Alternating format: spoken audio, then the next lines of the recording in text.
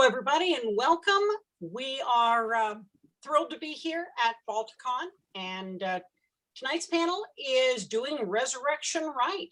So we'll be talking about living, dying, living again, maybe dying again, coming back, and all the various possibilities. But before we dive into that topic, let's start with having our panelists give their introduction, starting with Doc. Oh, starting with me. Yes. I'm Doc Coleman. I'm a steampunk author. I write steampunk comedy adventure. My series, the Adventures of Crackle and Bang, that starts with the Perils of Prague, does have a particular character who is very familiar with the problems of immortality.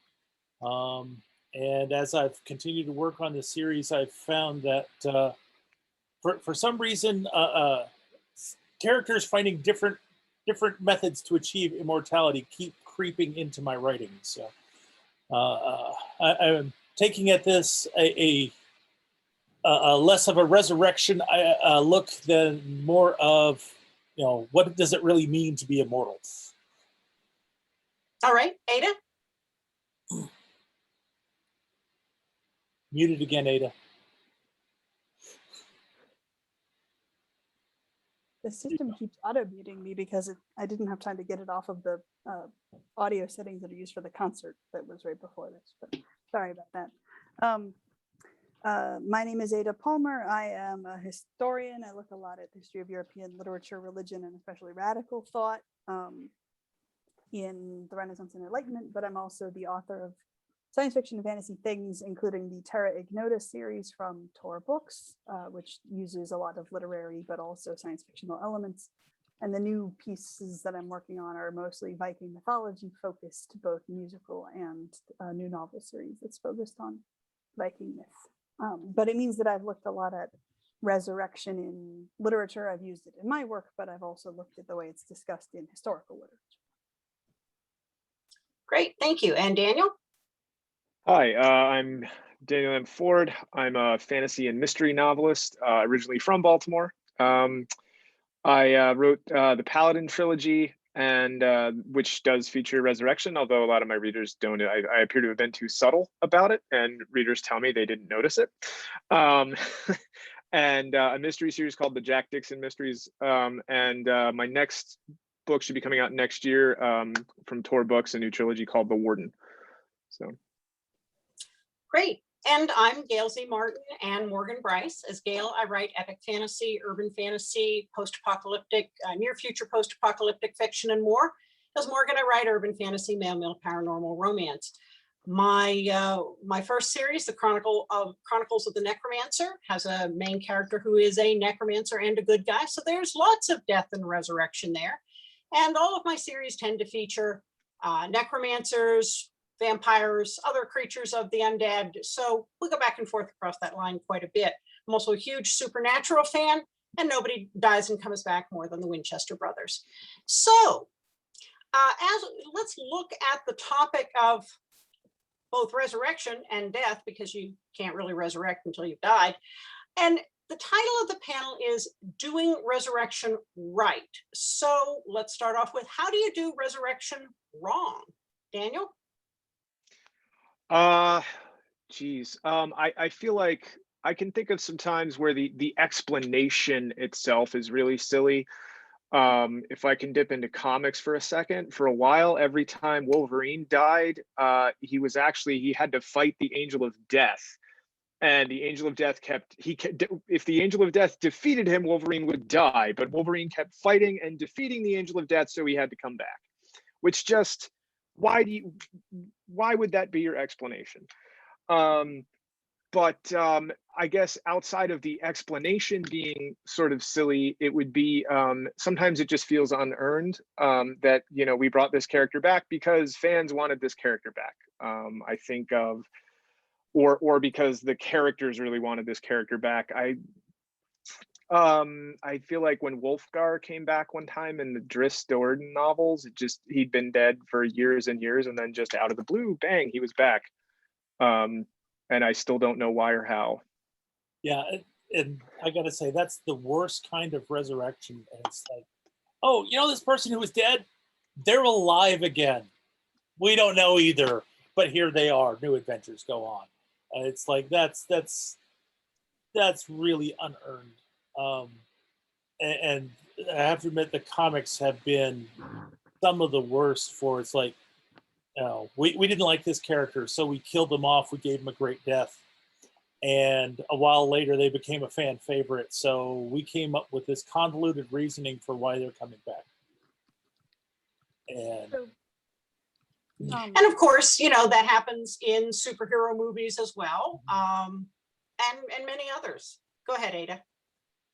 well, just two definite wrongs, but also the detail that we're discussing two different things, because one of the things we're discussing is bringing characters back, which is not identical with resurrection being the means. And the example I was going to use, which just appeared in the chat as well, is the death of Sherlock Holmes at the end of the first sequence of stories. And that is one of many examples of the, oh, but he didn't really die, which isn't quite the same thing as resurrection, because resurrection is, you know, the character was actually dead and then comes back, which means something more complex has happened with technology or the afterlife or reincarnation, or there can be many, many means. And so indeed, as the others have said, one of the ways to do resurrection wrong is to bring the character back in a way that feels off, in a way that feels unearned, or in a way that makes it feel like, hey, we worked really, really hard to you know, the death was a big deal, and now the resurrection is kind of trivial and it feels weird. You know, that's a sort of craft of writing way to do it wrong. But the other way to do it wrong is to introduce into your world a means to resurrect people and then not think about the second order consequences of that for your world. Right? If there is a technology that does this, if there's a spell that does this, if there's a magic gateway that does this, everybody in the whole world would care about that. And if it's new, it's going to cause the culture to change and react to it. And lots of other people are going to want to be able to resurrect other creatures, etc. To not think through the second order consequences for the world of resurrection happening. Whether it's that all resurrection has always been possible, like in a Dungeons and Dragons world where there are resurrection spells and the people who can cast them are rare, and it's expensive, but it's well established, or we just developed a new technology and it's a new gateway. Either way, the world needs to reflect the fact that death is a two-way street. well, Differently from if it's I'm glad you brought up Dungeons and Dragons, because that is a classic example, because they have the resurrection spell so that if your player characters get killed off, you don't have to worry about it. You don't have to start from scratch. But the fact that there is resurrection spells means that every rich person in the universe cannot die. Mm-hmm. You know, we're going to send assassins after the king. Why? His cleric will just resurrect it. And that's usually why the mechanism is often a deeply held secret, a piece of lore that is not known to most people. I mean, you know, Very expensive. there are ways around it. Yeah. But there really following in that stream, the academic book Death in Supernatural, which is number of academic essays looking at death and resurrection in the show, since it happens so often to so many characters. One of the points they made is that when death and resurrection happen, it signals a change in the story arc or a change in the character. What do you think about that as a plot consequence of bringing a character back, however it's done, after they are presumed lost? Doc?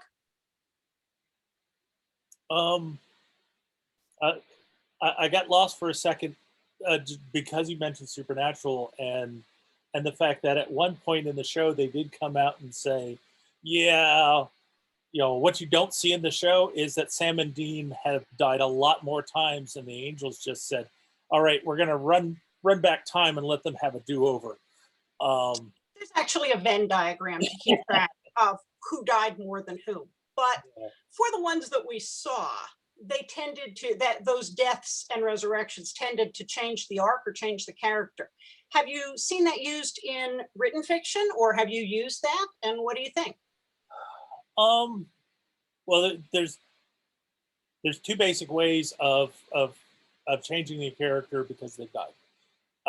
One is that they have, if not a memory, then at least a feeling of the experience of being dead. And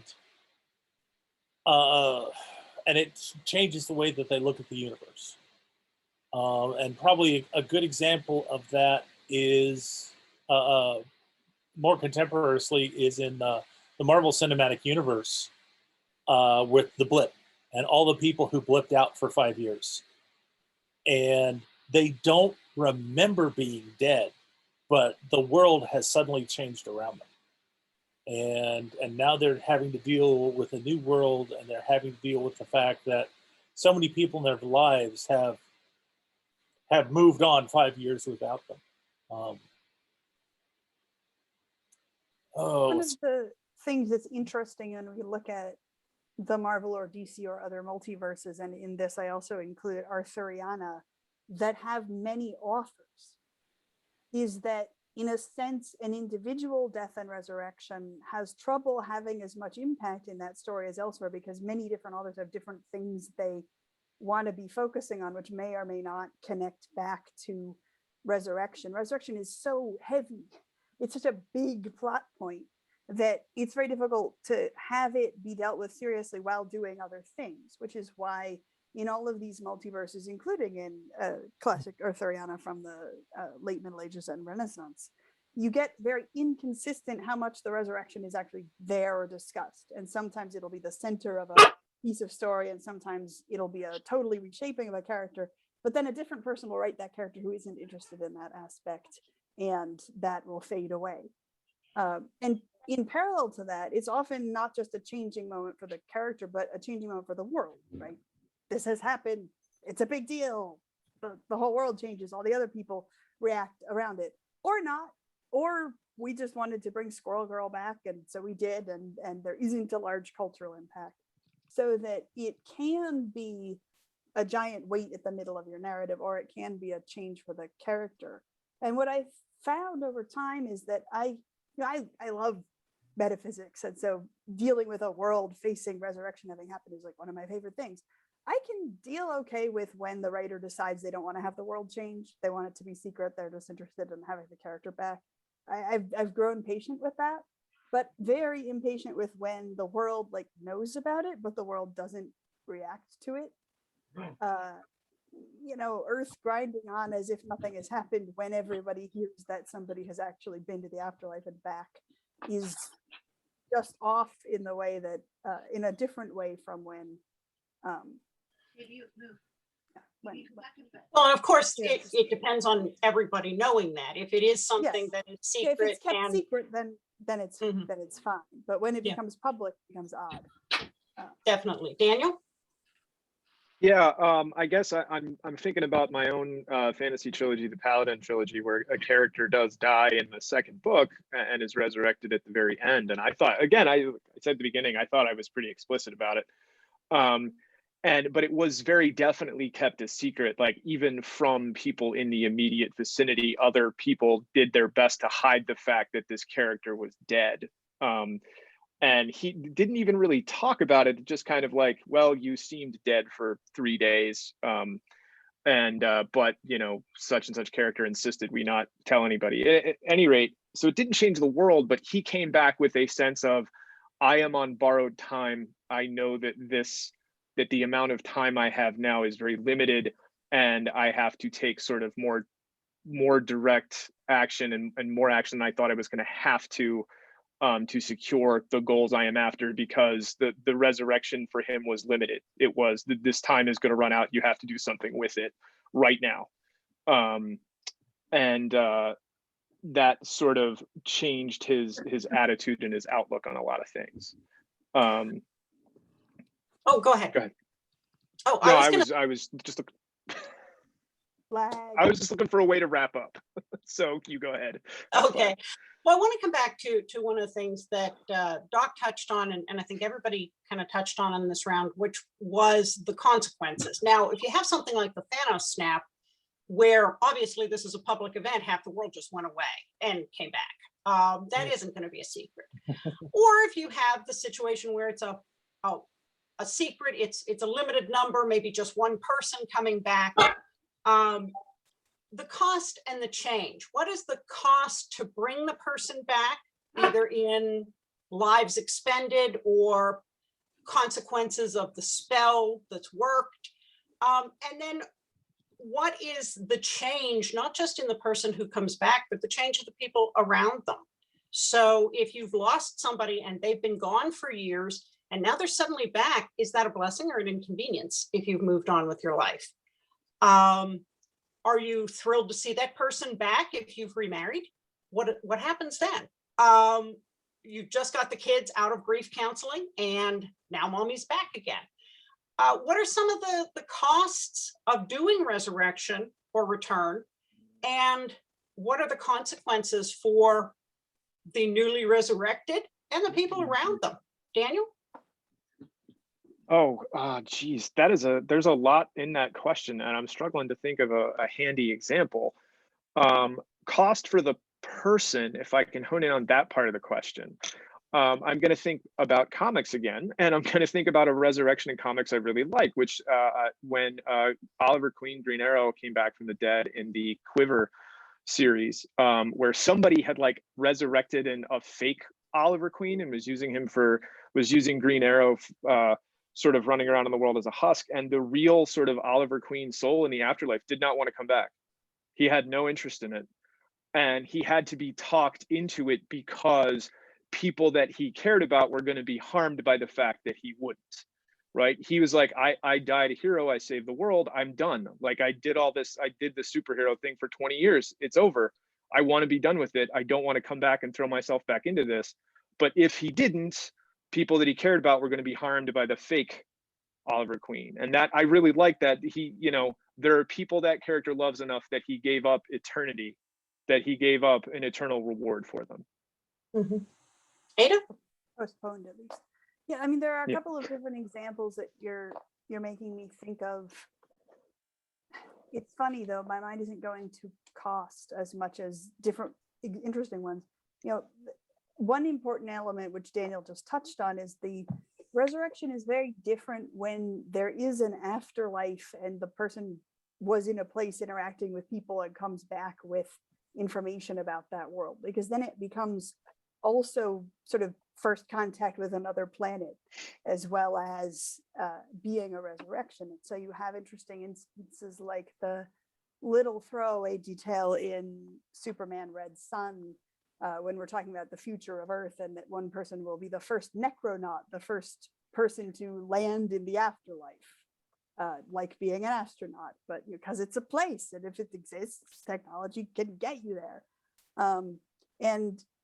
As a very interesting way to think about how different it is when it's that versus when there isn't any information that comes with the person.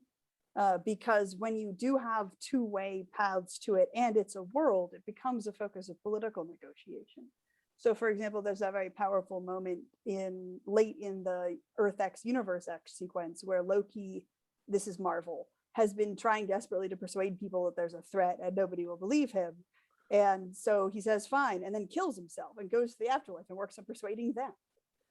Because it's another bunch of people, he might be able to get help there, and death is a transportation mechanism at this point, with resurrection as the other directional transportation mechanism, which is very different from when we don't have this interaction, whether or not the narrative says that there is an afterlife. So if we look, for example, at Gene Wolfe's Book of the New Sun, of which the title of the first chapter is Resurrection, which has resurrection as a motif all the way through it, though usually subtly, because the people involved in the resurrection don't realize that resurrection is what's actually happening for quite some time. The cost, if there is one there, is the eventual moral and personal adjustment to a cosmos in which a power like this exists. And I saw in the chat an interest in discussing the Christianity in which resurrection is a big deal, and which indeed it is, or in parallel Viking mythology in which the denial of resurrection is a parallelly big deal. In stories where your resurrection is tied to a grandeur or tied to a metaphysics, or not in the hands of humans, but in the hands of external powers, then resurrection's cost comes to be sort of adjusting to that degree of being a smaller power among greater powers, and is often a sort of internal adjustment on the part of the character, developing whether it's piety or whether it's loathing and hatred and desire to rebel against the evil, rulers of fate. Whatever it is will be, the cost will be emotional and internal, as well as being emotional. Okay. Doc?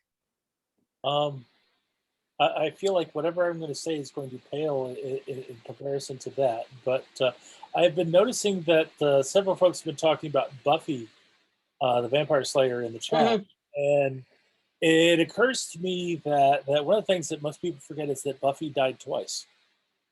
At the end of the first season of the show, she was drowned, and then she was brought back by CPR. And that resulted in the powers of the Slayer going to Faith as the next one in line, but Buffy still retained those powers. So that was a resurrection that was a small ripple. There wasn't a big investment. There wasn't a big cost. Small ripples. We now have 2 Slayers instead of 1. The world has changed in a subtle way. And then they killed off Buffy, and they had to do this big necromantic spell to bring her back. And that was a huge cost, and she had been dead for a while. And as they're talking about in the chat, that she was severely traumatized when she came back, because when she had died, she had done a good job. She had lived a good life. She had gone to her reward. She was in heaven. She was happy. And they yanked her back and put her back to work. And it was literally the very last thing that she wanted.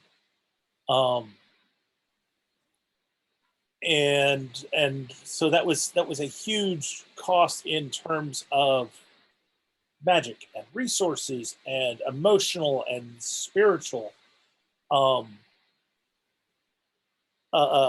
investment for the characters.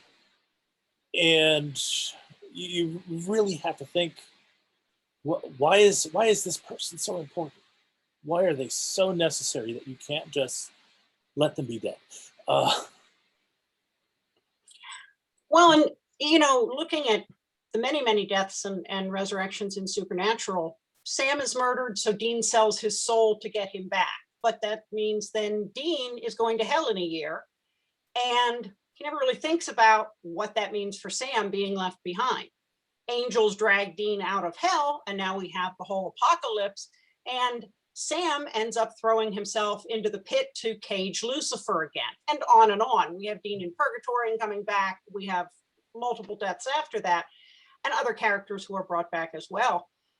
But there's always that cost, whether it's making a demon deal, whether it is working a spell that requires you to cross some moral lines, whether it is working with an unholy alliance. There's always something that is a cost to bring the person back. And then there's always the question of whether the person came back 100% them. How are they changed? And how does that change in the character then change the course of the story after that, because they are dealing with whatever they have learned in the afterlife or suffered in the afterlife, and then it changes their reactions. They're no longer exactly the same person who went away. Which leads me to the next question, which is how often these stories overlook the grief and trauma of the people who are left behind until they get their person back. And, oh, look, the person's back. Yay, we're all good and happy again. Let's move on as if nothing happened, which is a flaw in the way human beings react to grief and loss. Doc, what do you think? Actually,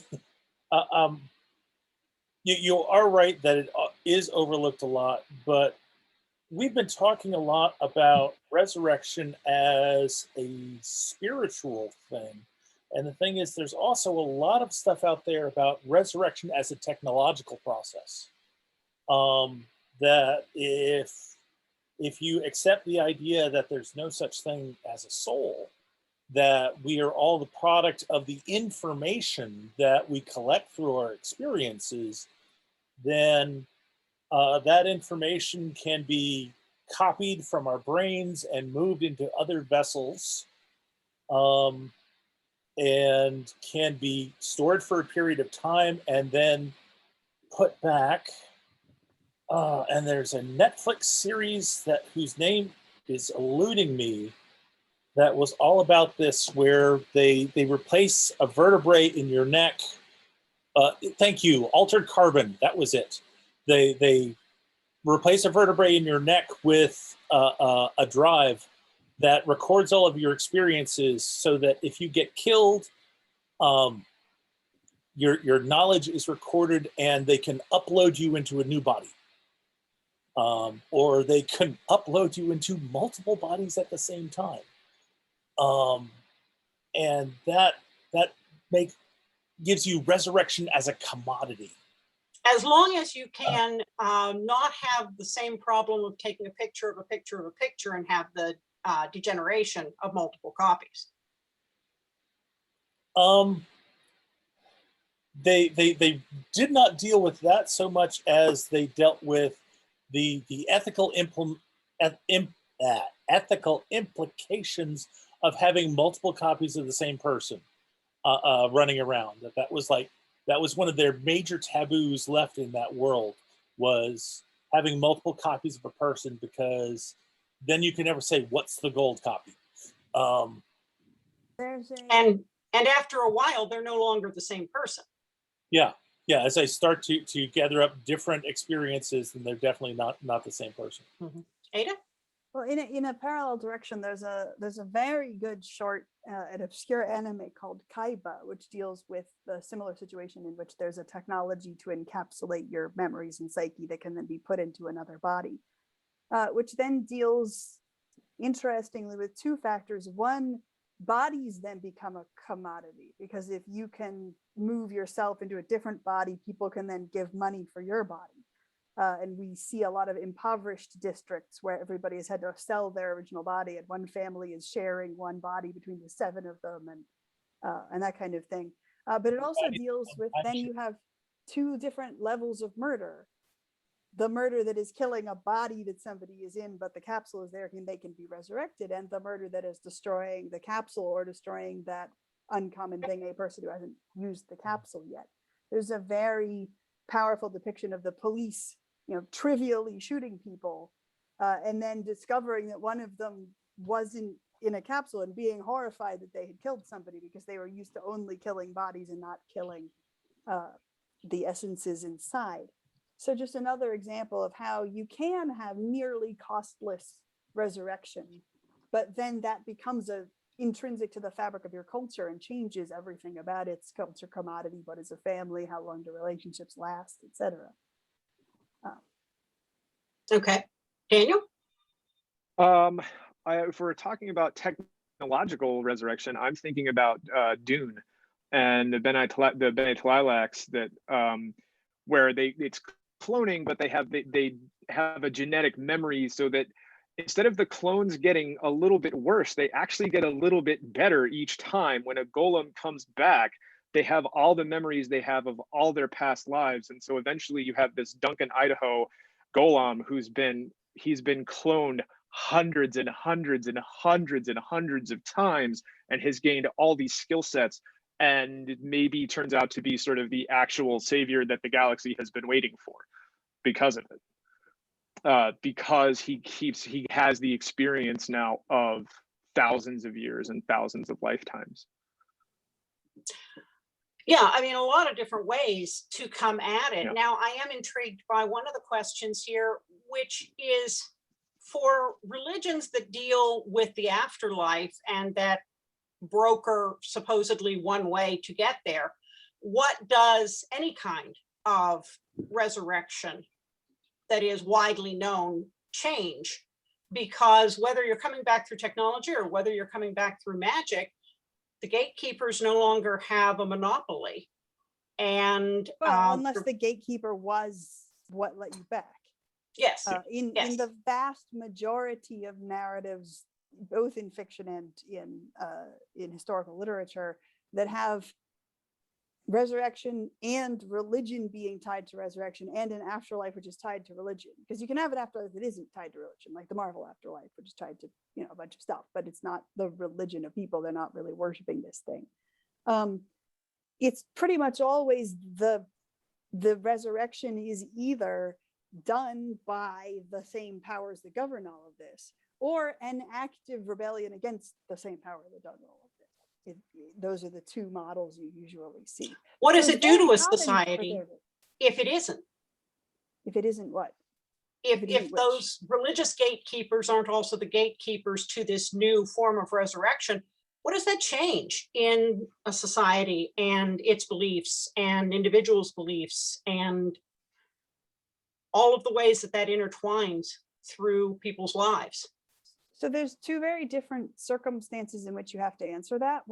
Because sometimes it can be the culture had a religion which told them X about how death works, and that was wrong, and they are discovering that that is wrong. This is very common in fantasy things where, you know, there'll be a standard religion, often vaguely modeled on Christianity, that everybody believes in but is false. And then there'll be the secret forgotten old gods that are real. And then they'll do a resurrection. And this is a challenge of incorrect belief, which is totally different from when the culture has a religion and it is that religion that's doing this, and that something in that religion is being broken, right? Like, you know, the something has broken the power of the gods, but they are the real gods, and they're the gods that the culture was dealing with. Because in the former case, you're dealing with a cultural crisis in which people are discovering that X is false and Y is true, and it's parallel to other kinds of religious revolutions or religious schisms, such as the merging of Buddhism with Shinto as Buddhism entered Japan, or the Reformation, which causes a bunch of radical changes in Catholicism. Those are parallel to the kinds of turmoil that your culture gets when what it's discovering is that its understanding of the religious afterlife was incorrect. Whereas when it's instead, you know, the people who were working with Lucifer successfully rebelled against the thing and broke open the gate and changed the metaphysics, then the religion isn't alarmed. Everyone still believes that all the same stuff is true that was true before, but there's been a shift in the balance of power, and your religion becomes a politics instead. Okay, hold that thought, Daniel. What do you think? What do I think about what exactly? Ada's answer was so good. I don't know what I need to say. Any other thoughts to add to that? What changes in the society, in people's way of seeing themselves in the world and where they fit, in all the different things, if you have that kind of well-known shift in a society that had a deep connection to some kind of religion controlling the afterlife? I feel like that's a question you need to write a book to answer, right? Like, what happens when the resurrection booths open on the streets? Like, what happens do all the churches shutter, or do the theologians just get really good at adapting? Theologians have been pretty good at adapting throughout history. Oh no. The theologians all say it's anathema. It's that they decry it because it's not under their control. Well, or they take control of it. That's totally another option. You have to have a priest supervising your resurrection booth. It's another thing you can. Yeah, it becomes a new sacrament. It becomes the eighth sacrament. All right. Yeah, maybe I do have to write a book to answer that question. That's why there are so many cultures that we can write where resurrection has showed up and had different impact. Doc, what do you think? Well, as I said before, it's like if you've got an established religion, you know, established form of resurrection that is very rare and is controlled by a particular religion, then obviously the people who come back, who are brought back, are there because their god or gods have a special purpose for them on this material plane, and that makes the events of this material plane key to the god's desires. If you create another method of resurrection, whether it's more or less expensive or whatever, one, that's out of control of the religious hierarchy. And now these people who are coming back, these are no longer blessed souls. So the religion is either has to go through a major shift, or it has to declare them as being anathema, and it has to insist that these people were not supposed to be on this plane anymore. They have to be removed. So you end up with holy wars. So that's the difference. Or they have to completely retcon the circumstances to make it fit in their chosen narrative. Right.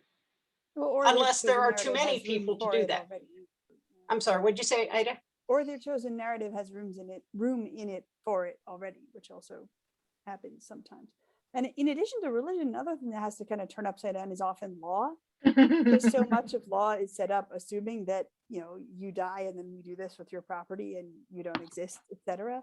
Yeah, and it's really fun seeing you've been brought things back like to this life. dealing with law.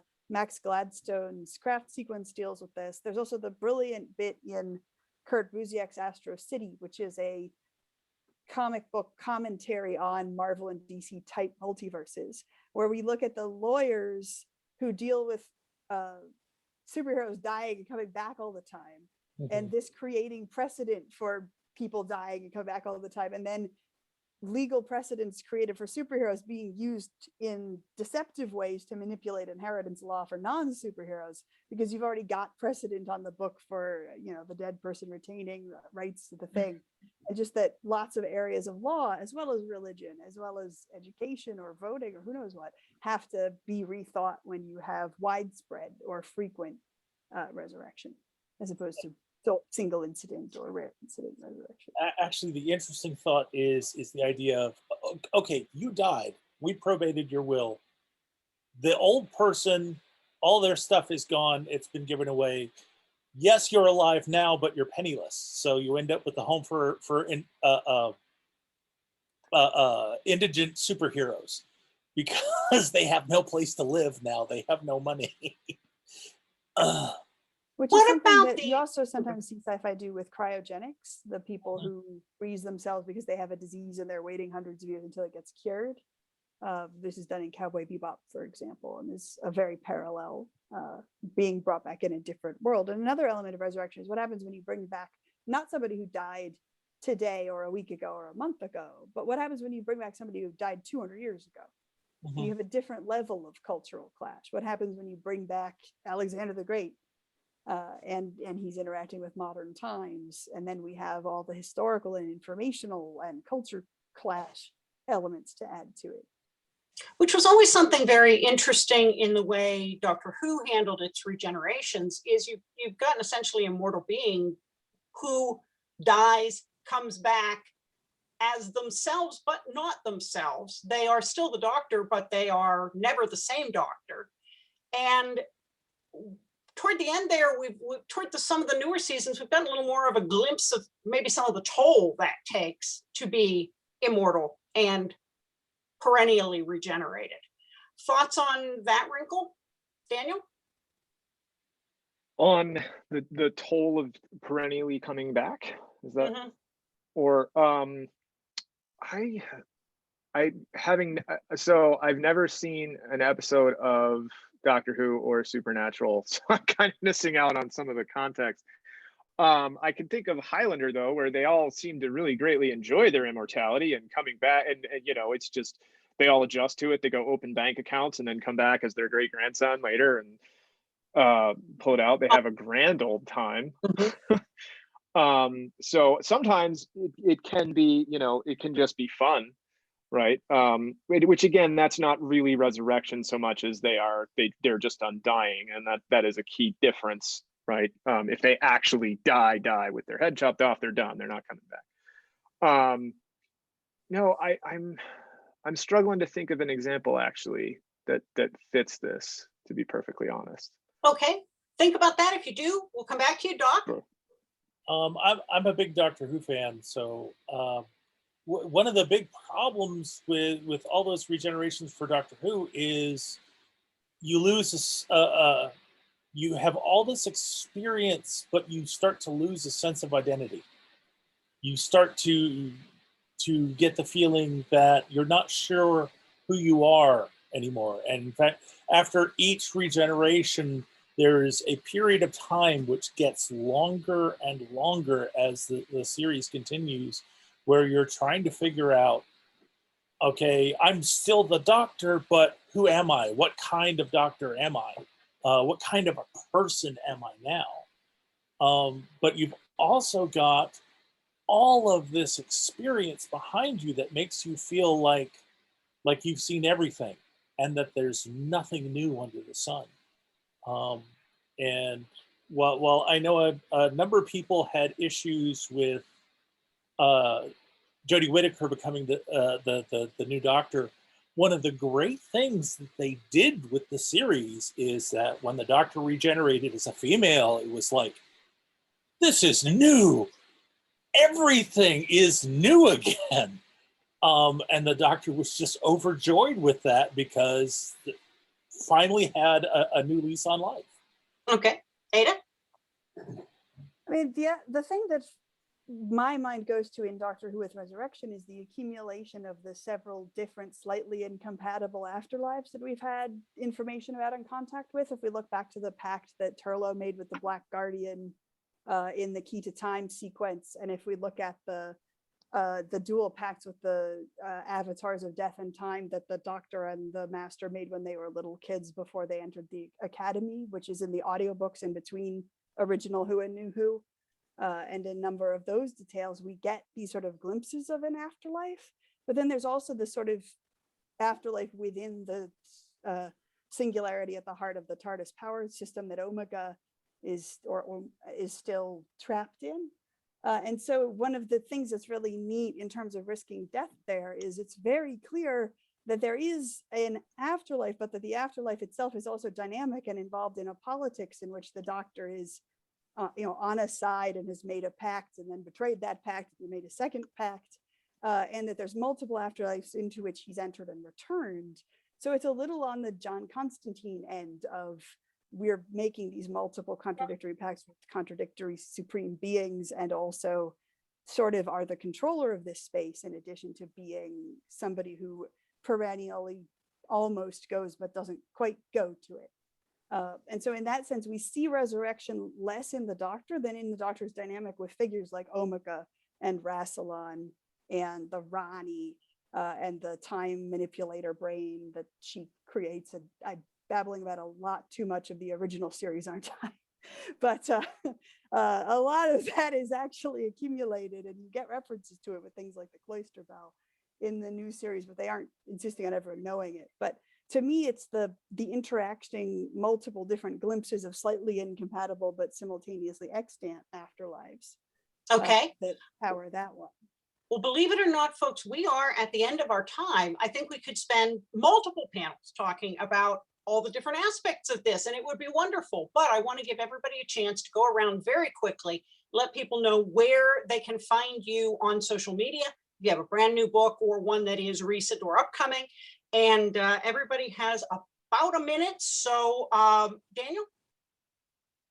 You can most easily find me on Twitter at Sounding Line. All one word, if autocorrect would not fix it for me. My next book should be coming out in 2022 called The Warden. So, okay, from Tor Doc? Books. You can find my stuff at doccoleman.com, and you can find all my published works by going to Amazon and searching on Doc Coleman's Steampunk. And of course, if you want to continue talking about this, I will be over in the Discord room right after this panel. Okay, great. Thank you. Ada? The fourth Terra Ignota book will be out in October. The title is Perhaps the Stars. I did not bring it up at all. I don't like spoilers. However, people who have gotten to the end of book 3 understand the relevance of things like the Sherlock Holmes situation. And you can find me on Twitter and Patreon and at adapalmer.com and at sassafras.bandcamp.com. The Twitter is linked to the fact that Joe Walton and I are launching a podcast soon, which is going to be focusing on craft of writing and fun history anecdotes and probably gelato. And I will see people in Discord as well. And there's the text for finding things. Awesome. And of course, I'm easy to find as Gail Z. Martin and Morgan Bryce, both with .coms and on social media variations of those names. I'm usually in Continual, which is where I'm a con runner for the online ongoing multi-genre convention that never ends. And the newest book is Chicagoland, which is Roaring Twenties monster hunter who goes to help Elliot Ness clean up a mess left behind, an occult mess left behind by Al Capone. And the next one is Legacy, which is the newest book in the Deadly Curiosity series, which will be coming out in about a month or so. And so thank you very, very much to all of our wonderful panelists. It's been a great discussion, and we could just keep on going probably forever and into the next afterlife. Thanks also to Balticon's programming gods and the wonderful tech people behind the scenes who make this possible. And thank you to everybody who is watching and listening. I hope you're having a wonderful Balticon. Hope you will join us for more panels and readings and lots of fun. And have a wonderful weekend and great Memorial Day. Thank you so much. Thanks, everybody. See you in Discord.